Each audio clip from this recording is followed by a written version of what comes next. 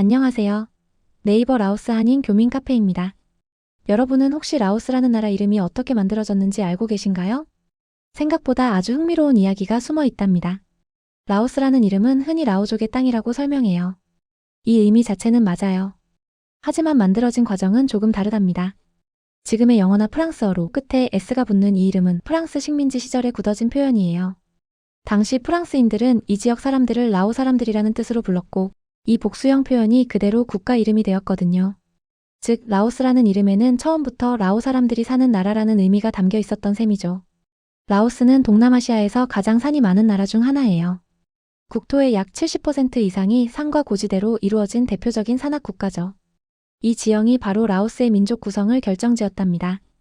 메콩강 주변의 비교적 평평한 저지대에는 오늘날 주류 민족인 라오족이 살게 되었고 산악 지역에는 몽 크메르게, 몽 미엥게 등 다양한 소수민족들이 마을을 이루며 살아왔거든요.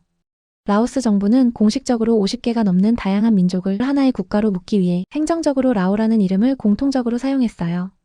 하지만 실제로는 언어도 다르고 문화도 다르고 역사적 배경 역시 매우 다르답니다. 여기서 많은 분들이 깜짝 놀라는 사실 하나. 라오족은 원래 라오스 사람이 아니었답니다. 라오족의 기원은 현재의 중국 남부 윈난성 일대로 거슬러 올라가요.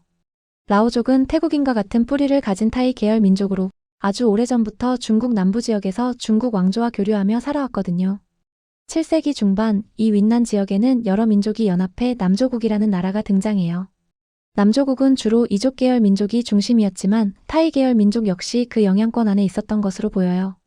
남조국은 한때 당나라와 동맹을 맺을 정도로 강력했고 당나라 군과의 전쟁에서 승리를 거둔 기록도 남아있답니다. 하지만 내부 분열이 이어지면서 국력은 점점 약해졌고 결국 1253년 몽골 제국의 쿠빌라이 칸이 이끄는 군대에 의해 남조국은 멸망하고 말아요. 남조국이 무너지자 그곳에 있던 민족들은 새로운 터전을 찾아 대규모 이동을 시작했죠. 타이 계열 민족의 일부는 메콩강을 따라 남쪽으로 내려왔고 그중 한 집단이 오늘날의 라오스 지역에 정착했답니다. 이들이 바로 라오족의 조상이었죠. 하지만 라오족이 도착했을 때 이 땅은 비어있지 않았어요.